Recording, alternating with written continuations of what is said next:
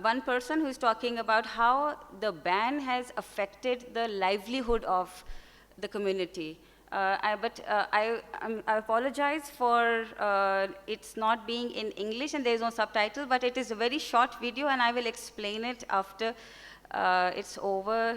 But the rest of the people, I hope you can enjoy.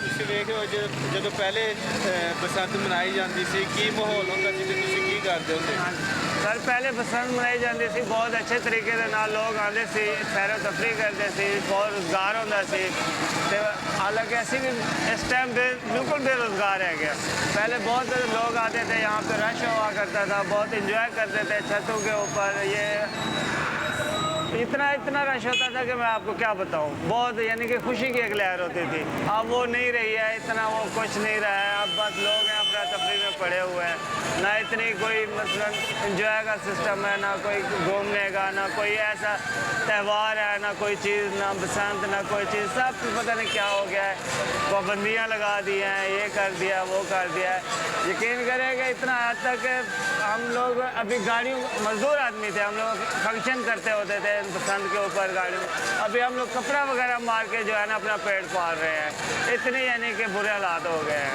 कि हमारे ये है कि कुछ जो है ना हुकूमत से भी आप लोगों से भी कि हमारी फरियाद पहुँचाएँ ताकि हम लोग को रोज़गार मिले ताकि ये जो है सिस्टम वगैरह बसंत के हैं या जिस तरह के नुमाइशी इदारे होते हैं वो खोलें ताकि बेरोज़गार नौजवानों को रोज़गार मिले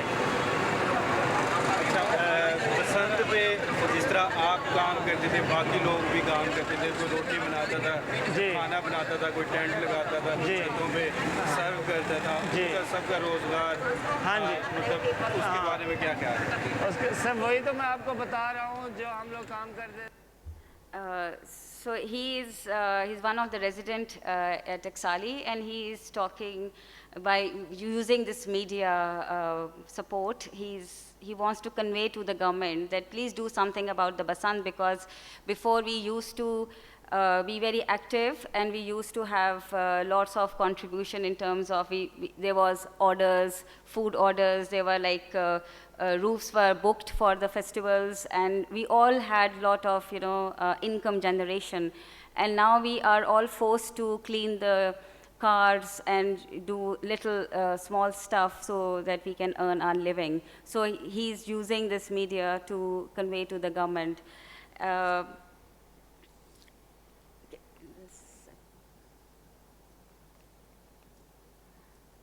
So I mean, these are just when we were doing this work, the inauguration, so we used all the documentation which we were doing to collect data from people, getting to know the problems and issues.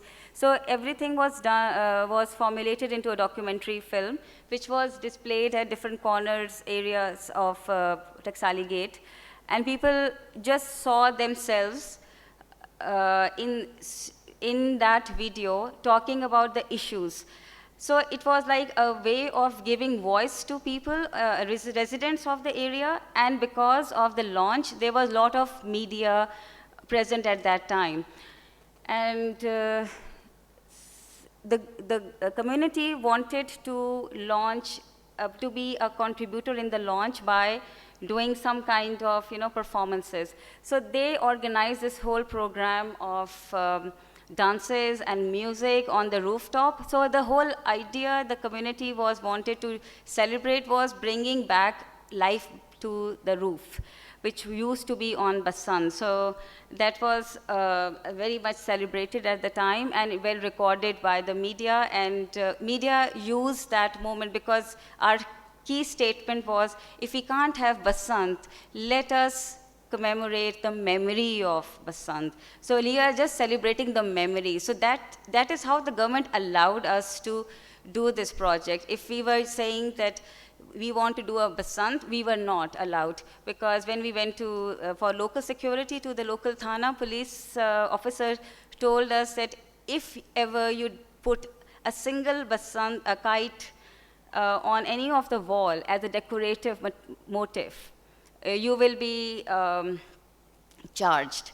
And so we were like all laughing that this government, these people are really scared of even the symbol of a kite. It is not a bomb, for God's sake. So these are the issues which we were facing, and we really felt, and the good thing about media was that they really raised it. They promoted it because they really thought that creatively, the people of Lahore are doing something to revive a festival which is really needed, which is really our identity, and we are deprived of our cultural identity. And just the last. Sorry, and I will finish at this slide. When we invited all the media people, we gave this press release because the idea was not to have a one-time celebration, but to raise awareness and finally, for once, do something at grand scale to highlight the issue. So our press release stated that it is important, well, it was released on 13 February 2016, and I will just read the highlighted one, that this exhibition of light on the rooftop is a demand to bring back Lahore's cultural identity by regulating Basant, controlling harmful factor, and people responsible for importing, circulating, and selling of a killer door, which is a string. Awami Art Collective demands the government to bring back Lahore's cultural identity, the only way to fight terrorism at home and around Pakistan. And I'm very happy to say that when I heard this news, we were not contacted. I will not say that we are so important that government really took us on board and wanted our valuable suggestions. But people, of course, realize that it is important. So the government has constituted this committee on 17th August this year, and it has given 2 weeks to decide if there is a way to have this Basant on 14th February 2017, and I think this week is the deadline of this report, and I want to use this platform to say that please start it. There is a way to control it. It is not difficult. If you can do an operation, Zarbe Azab, you can also control this door.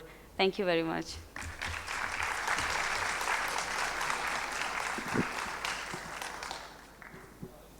Thank you, Joanne and Farida, for wonderful presentations.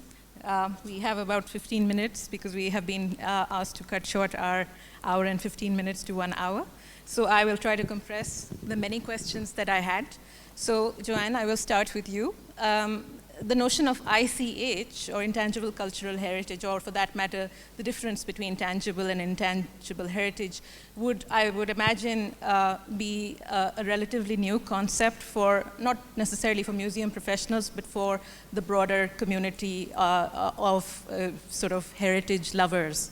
And so I would like you to speak a little bit more about your experiences of identifying living culture, since that is how you classified the position that you've taken in Scotland. I'm interested in how living culture is identified. How many people does it take, or how many sort of, I looked at the ICH website, for example, the Scotland ICH website, and like you said, it was like a very simple Wikipedia type of process where anybody could enter it. So how many sort of common or sort of collective memories does it take to identify particular categories, since there are categories there? Well, that's why the wiki approach is quite controversial, and some countries don't like it, and some have actually adopted it because it's a self-defining. So if you feel you have a tradition that is important and you value it, then it is that. The only parameters are really, from a UNESCO perspective, are where you are contravening human rights. So when we set the wiki up, the uptake is quite slow because it's reaching the practitioners. It's those people that we want to put it on, and sometimes they're an older generation and they don't want to use a digital format. So there are barriers and challenges.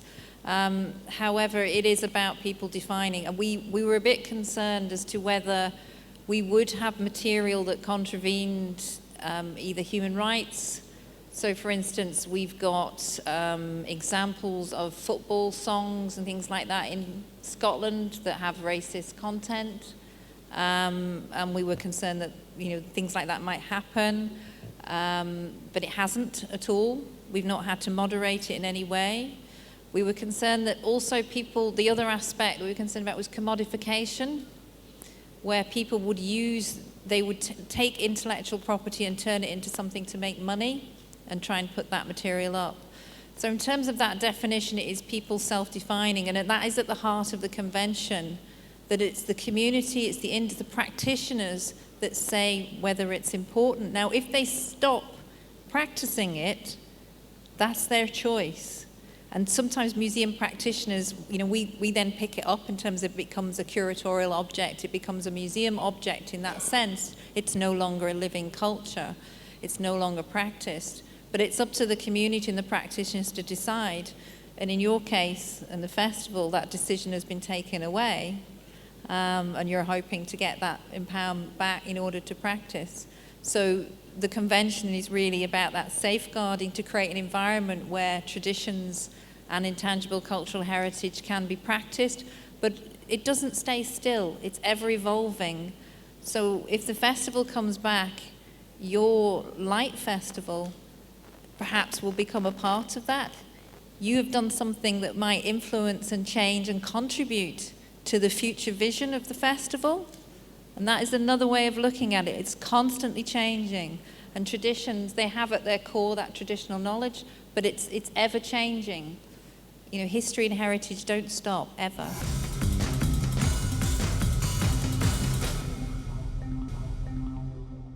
In fact, that was my next question about, these traditions or rituals or current practices of living culture are not sort of static. So from a documentation perspective, how do you document that change and that evolution? Well, again, with the wiki, it's people actually, so it's editable. So somebody will make an entry, it's tracked, like Wikipedia. I don't know if you've done wiki entries yourselves on Wikipedia, you've updated a record, you can see who's changed it and why, but it's constantly changing and updating. Mm-hmm. And revitalization, there is debate about reinvention, that you create and how long does it take to become a tradition? I mentioned the Uphelia, that's now accepted, but that was 19th century. Mm-hmm. But I think if you're adding to and augmenting a thread of knowledge or a tradition in there, but also new traditions, new things do happen. Mm-hmm. If you think about the subcultures around, in Europe, I don't know whether it's in Pakistan, young people on skateboards, or activities that might do social activities, there becomes a whole set of traditions and rituals around it. And that is constantly changing. So in order to capture, we've just set up a platform, but it's the community that decides, or the practitioners, how they describe it. In terms of that inventory, if you representative list, in some ways we are freed up from that because we're not part of that. We could have got a lot of students or people to populate the wiki very quickly with academic references and documentation of traditions, but we wanted it to come from the community, which is at the heart of the convention, because the state can provide an enabling environment, which is what you're trying to move to, an enabling environment for traditions to happen, but they're not there to tell you how to carry out your traditions and how to practice your culture.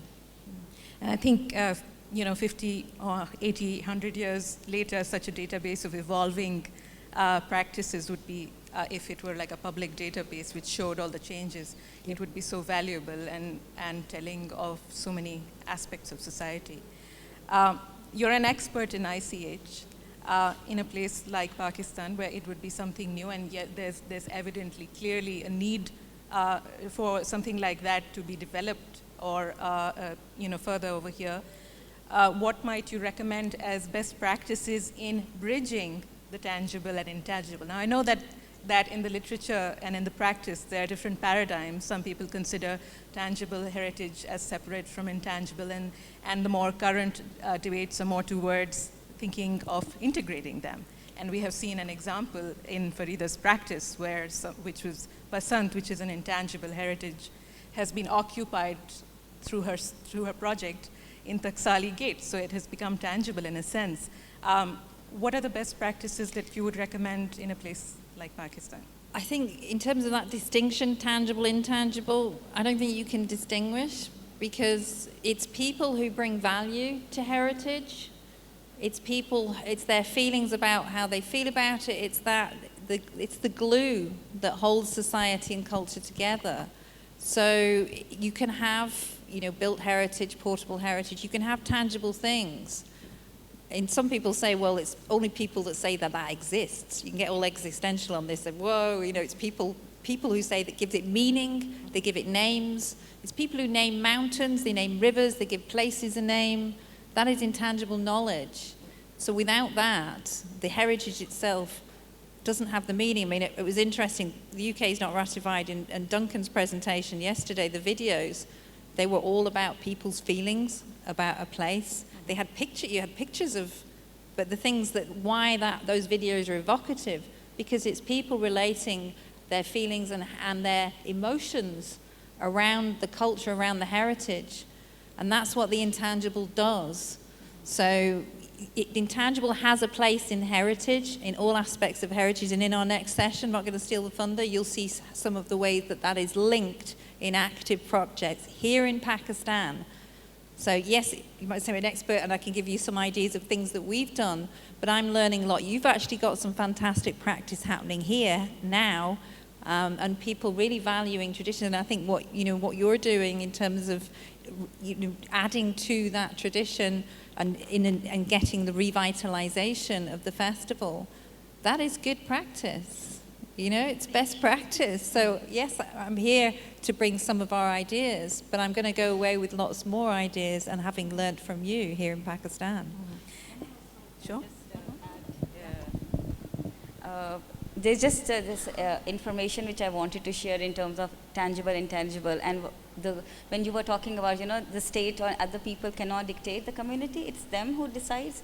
The very interesting example is when we were doing this project, we received invitation from Lok Virsa Museum, Islamabad, that they are doing a workshop for children, and it is a very fabulous initiative where children are invited with parents to come and learn from traditional kite makers how to make kite and how to fly it in Islamabad. In a Lok Virsa Museum, fantastic. But what about Lahore? We are not allowed. A. B. A lot of forced migration is happening because of Ahmadi groups and Hazara people and all these because they are victim of sectarian violence, so they are moving to other countries, developed countries. And I was just receiving images from Ahmadi friends in Canada who say, okay, you Lahori people don't have Basant, but we are having our Basant in Canada because we are from Lahore and we are continuing our heritage. And it was such a blow to us that, it is becoming a significant indication of A, the people are leaving the country because of the threat to their lives, and B, they are continuing a tradition freely in another culture which has no connection with that intangible culture value, but we are not practicing it or allowed to practice it. So I just wanted to add to this thing. Thank you. I'll skip the rest of my questions and come to you, Farida. Just would you comment on the naming of your project? It's Black Spring. Yeah. Sorry, I forgot in my presentation. The actual name of this installation is Pullande Rang Kale, Surf Gulaban De Mausam, which Pullande Rang Kale, which is a Mazhar Tirmizi's poem. We just took this. It's a very popular song. And it does talk about, a springtime where the color of the flowers is black. So we thought, okay, the best translation is Black Spring. There is no spring if there is no kite and there is no celebration. So, yeah. Okay.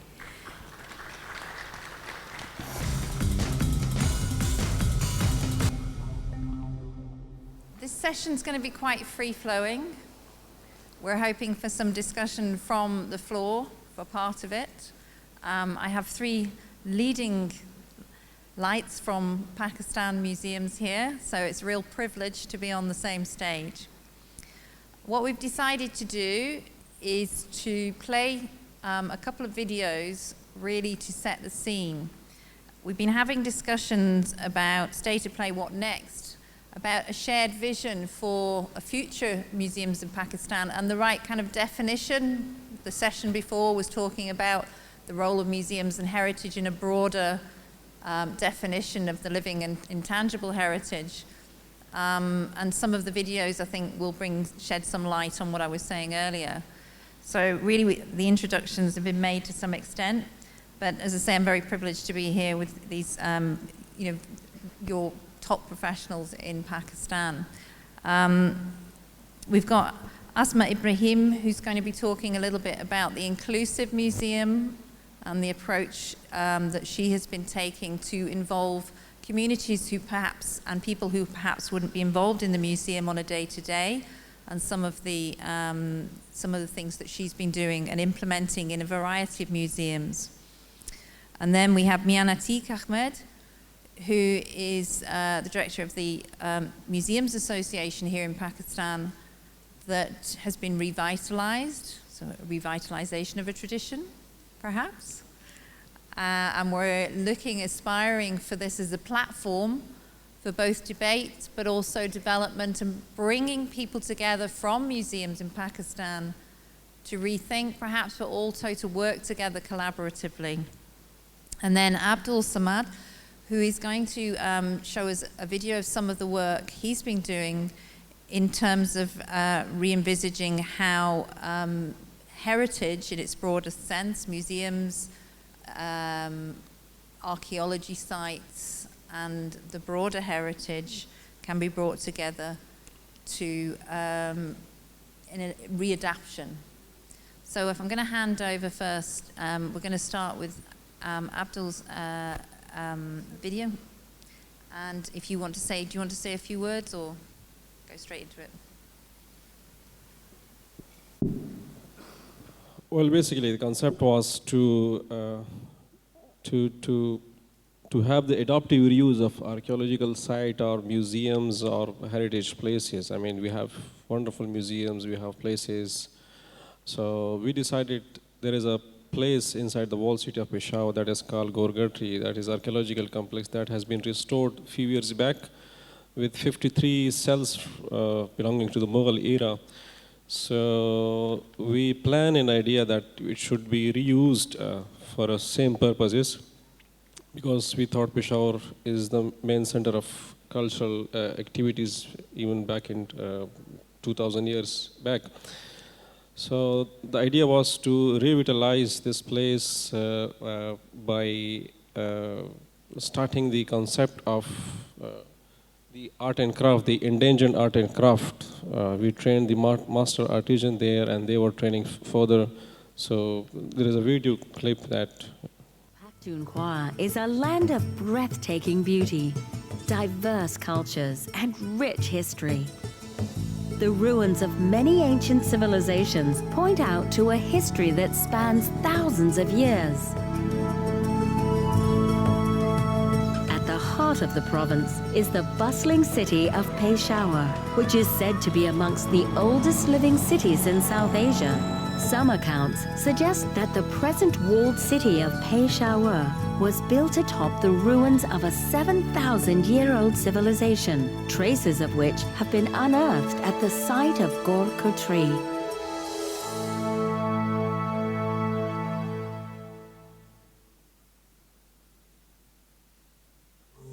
Gorgatri is a rich archaeological complex that has acted as the citadel of the ancient city of Peshawar and has been home to several civilizations and empires that spanned the Indo-Greek, Hindu, Ghaznavid, Mughal, Sikh, and British eras. As a result of this multicultural history, the people of Peshawar have inherited a rich heritage of arts and crafts that still survives to this day. These traditional arts and crafts once thrived as trade flourished and visitors frequented the bazaars of the city. But recently, due to the unfortunate political and economic upheavals faced by Pakistan, trade in traditional handicrafts has diminished and the skilled craftsmen have disappeared. क्योंकि मुल्क के हालात ख़राब होने की वजह से हमारा कारोबार जो है वो ख़राब होने लगा और बैरूनी ममालिक के लोग जो हमारी ख़ास तौर पे बाज़ार में आते थे और दुकान पे तशरीफ़ लाते थे उनका आना बंद हो गया जिससे हमारा फ़न जो है वो तकरीबन ख़त्म होने लगा। हुनरमंद इस वक्त बहुत पासमंदा हो गया है और हमारा KPK में जो है तो बहुत ज़्यादा हुनरमंद हैं और बहुत नायाब और बहुत दीदाज़ेब काम करने वाले लोग हैं लेकिन इस वक्त पासमंदा हैं जी। In order to conserve, preserve and promote the arts and crafts of Khyber Pakhtunkhwa, the Tourism and Archaeology Department of KPK initiated a project to establish an artisan village and tourist center at the historical site of Gorkotri. The project included the restoration and conservation of Gorkotri archaeological complex and the ancient inns that were once used by travelers and traders from around the world have been converted to workshops and display centers.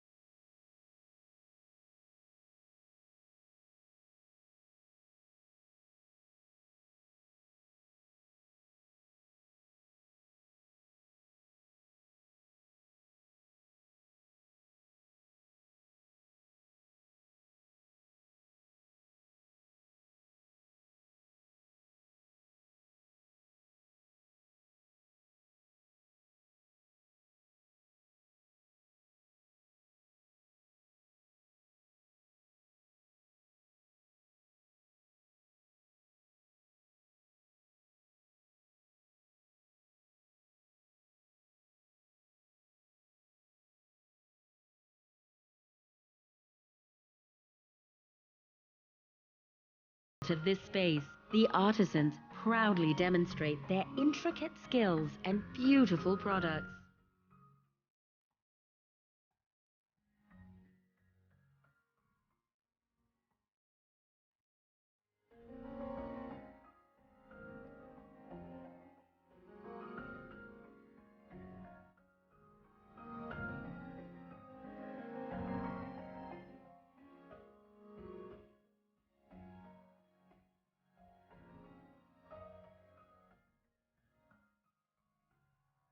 सीना बसीना चलते हुए हमें ये फ़न मिला है और इसके लिए आज हम बड़े खुश हैं कि चलो 16वीं नस्ल होने के बावजूद भी हम जो है इस काम को लेकर इसका ज़िम्मा जो है हमने उठाया हुआ है। टूरिज़्म डिपार्टमेंट जो है Khyber Pakhtunkhwa.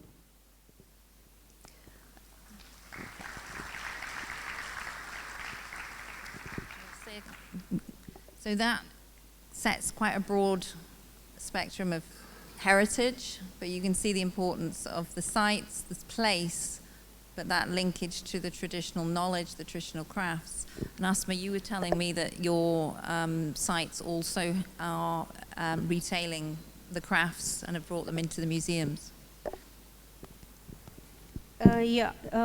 Talking about where we stand today, the museums of Pakistan. So I would like to tell everyone that the concept of the museums, which was a few years back, we couldn't think of or imagine the things which we are doing now in our museums. We are fully digitizing, we are making them accessible, we are making them inclusive. So the things which Dr. Samad has shown, I was telling Joanne that feeling the vacuum that where should these things should be sold, how to revive all these crafts and to create a market for them. I have created a souvenir shop in my museum which was doing amazingly good, and we are supporting these craftspeople and we are selling them in our museum. If you can show me the web page of my museum. So at the time of the independence, we only had 7 museums in Pakistan. So I'm discussing this because the topic is that where the museums are going now. So initially, a few years back, like 10 years back, we couldn't think that we could have so many museums and so many technological advanced museums. But now, it is our time, this our generation. What we didn't have power initially, but now when we have power and we are into so many committees, so we have started creating so many museums and museums of our own choice with our own technological improvements, what we wanted to. Can you, yeah, so can you go to the home page? Okay, this is the video page. Like anyways, I can tell you that the collection, the educational resources, events and programs, souvenir shop, and FAQs and contacts, everything is on the web, and it's an interactive website, and we have fully digitized our collection, and it is available on our website. Plus we have museum educational programs where children are invited from different schools. We have special research that which areas are not covered and which area schools cannot come to our museum, so we bring them in. Then we have a complete accessibility to the museum. And recently, I think this is the first museum where we have the Braille book for the blind, and we have art program for the blind, and I'm going to hold a photographic workshop for the blind people, and deaf and dumb, and wheelchair accessibility is of course there.